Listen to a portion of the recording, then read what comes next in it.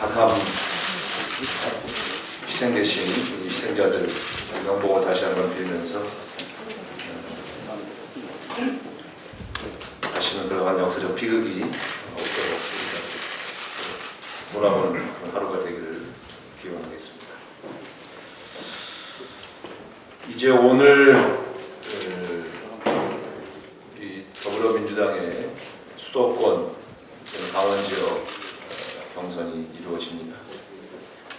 빠르면 오늘 더불어민주당의 후보가 결정되고 늦어도 4월 8일 결정이 됩니다. 이번 주에 민주당의 대선 후보가 결정이 된다는 뜻입니다.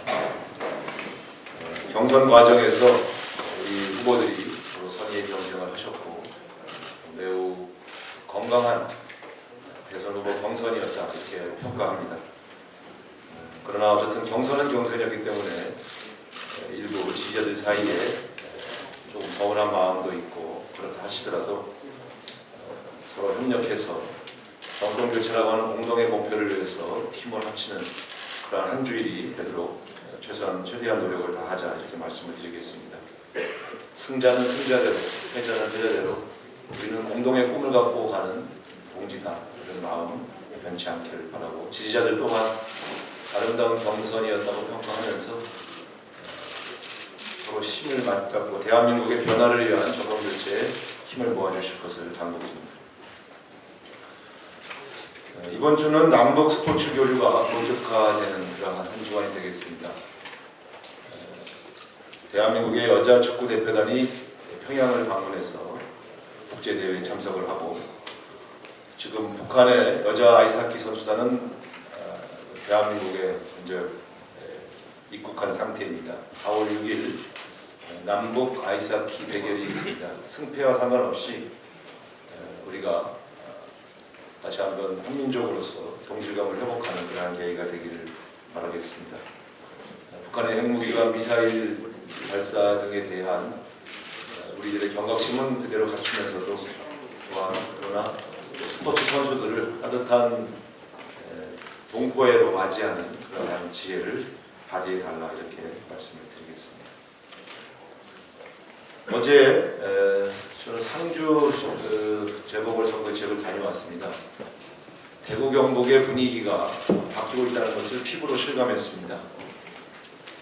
거리에서 만난 많은 주민들 그리고 차량으로 이동하는 많은 분들이 손을 흔들어주고 환호하는 모습을 보았습니다. 김부겸 의원님 전언으로는 그런 모습을 처음 봤다, 감동적이다 이렇게 이야기하십니다. 대구 경북 지역에서 우리 더불어민주당에 대한 기대가 높아지고 있는 만큼 지역 균형 발전, 또 대구 경북 지역의 변화 발전을 위해서 더불어민주당이 더 좋은 공약과 더 좋은 정책으로 보답하겠다 이런 말씀을 드리겠습니다. 재보궐선거의 승리를 위해서 최선의 노력을 다하겠다 이런 말씀을 드리겠습니다.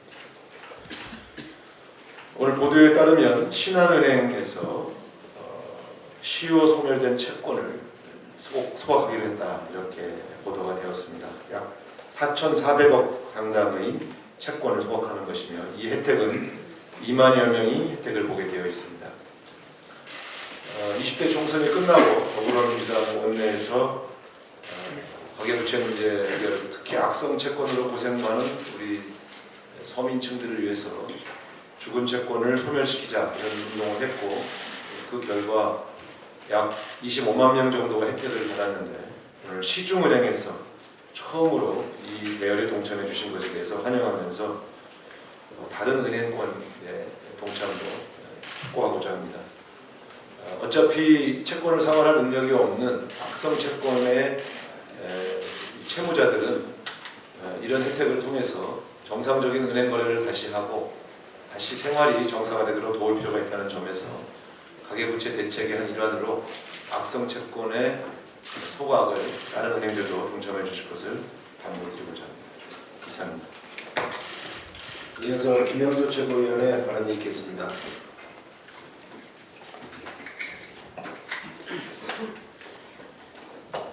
오늘로 대선이 36일 남았습니다.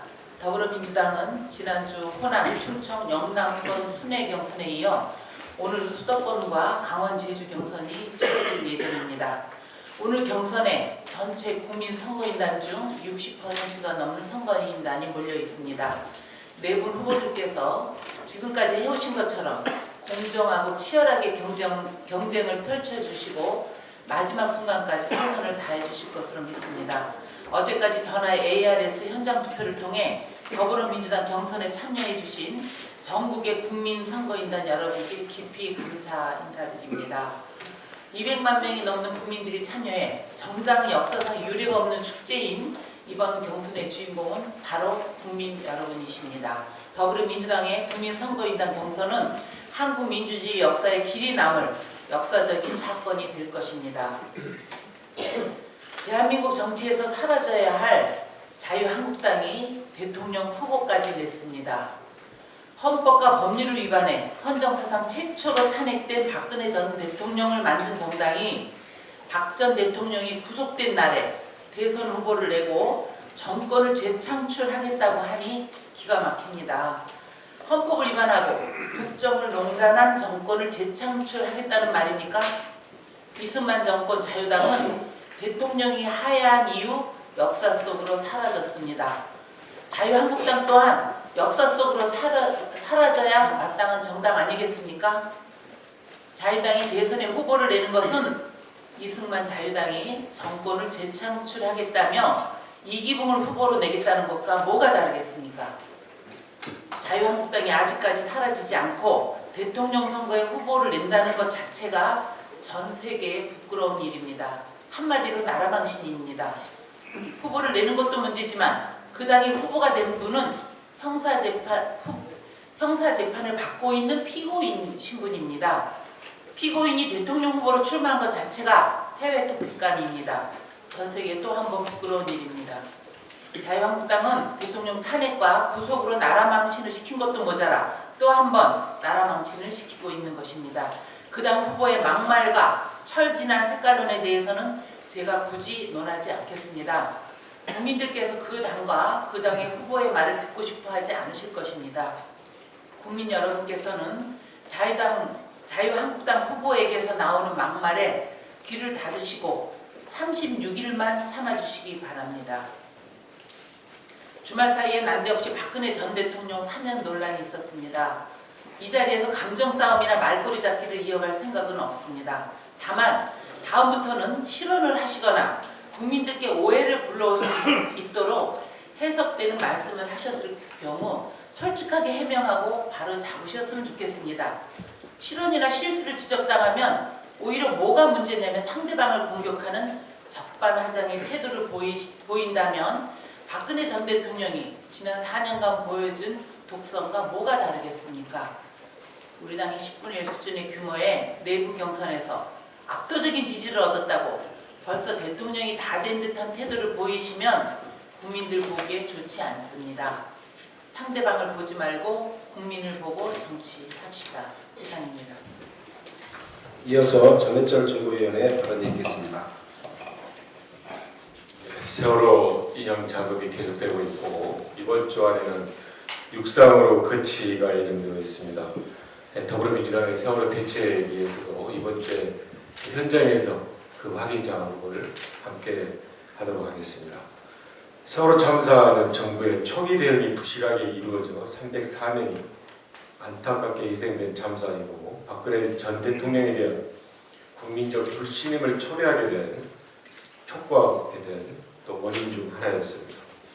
국가 비상사태에서 국가가 국민의 생명을 구하는 데 제 역할을 하지 못한 것에 대해 여전히 많은 국민들이 의구심을 가지고 있지만 세월호가 인용되고 선체조사위원회가 구성된 지금 미수습자를 가족에 공고 돌려주고 침몰원인을 정확히 규명하는 데는 국가가 제 역할을 해야 할 것입니다.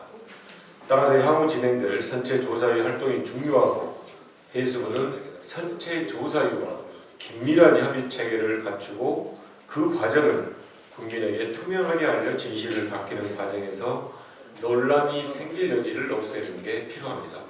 그런데 해수부가 과연 세월호 인양의 의미와 국민적 바람을 온전히 이해하고 필요한 일들을 제대로 할 의지가 있는지 의문이 생길 수밖에 없는 일들이 일어나고 있습니다.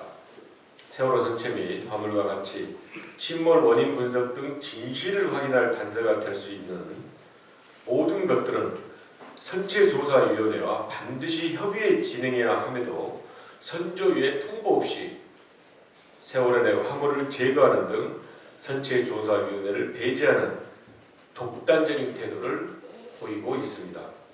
세월호 유가족에 대한 해수부 배려도 여전히 부족합니다. 해수부는 애초 납득하기 어려운 이유를 대며 유가족의 현장 접근을 허용하지 않았고 유가족들은 선조위 활동이 종료될 때까지 현장을 지키겠다라고 이야기를 하고 있지만 부두 밖에서 천막을 치고 생활하고 있는 유가족들에게 컨테이너 몇 개를 설치해 준 것이 전부입니다. 아픔을 극복하기 위해서는 그 사건의 실체와 거짓 없이 마주하는 것이 필요하고 인양의 중요한 목적 중 하나가 사고 원인을 밝혀내는 것인데 해수부가 이 같은 논란을 스스로 자초하는 것에 대해서는 우려를 금할 수가 없습니다. 법률상 규정된 선체조사의 업무 수행에 지장을 초래하지 않기 위해서는 시행령안 제정 과정에서 조사위원회와 충분한 사전 협의를 통해 조직 구조 등에 대해 공감대를 형성할 필요가 있습니다. 제1기 세월호 조사위원회 활동에 관한 과거 시행령을 제정할 때 해수부는 위원회 사무처의 주요 직책을 정부 파견 공무원이 과도하게 수행하게 하고 특이 인력 규모를 근거 없이 축소하고 또한 진상규명 업무 내용도 한정해서 논란과 비판을 자초하는 사실이 있습니다. 이것은 세월호 특별법 취지에 맞지 않았고 결국은 제1기 특조위가 정상적인 활동을 심각하게 방해받았을 뿐만 아니고 활동이 무력화되기도 하였습니다. 이런 일이 더 이상 반복되지 않기를 바랍니다. 무엇보다 충실한 조사를 위해서는 적재적소의 인원을 배치하는 게 필요한데 공무원 파견의 경우에는 정부의 권한사항이 아니고 선체조사위원회 위원장의 요청에 따라 정부가 협조해야 할 사항을 간과해서는 안 될 것입니다. 따라서 공무원 파견 규모나 인원 선정, 배치 과정에서 선체조사위원회 위원장의 인사 권한이 충분히 보장되도록 협조해야 할 것입니다. 이상입니다. 이어서 송현석 최고위원의 발언이 있겠습니다.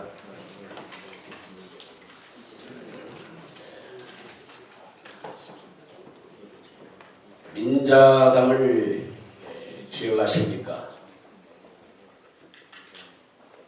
민자당은 1990년 민주정의당, 통일민주당, 신민주공화당의 3당 합당으로 탄생한 정당입니다. 구국의 결단이라는 명목하에 노태우가 3당 합당을 주도했습니다.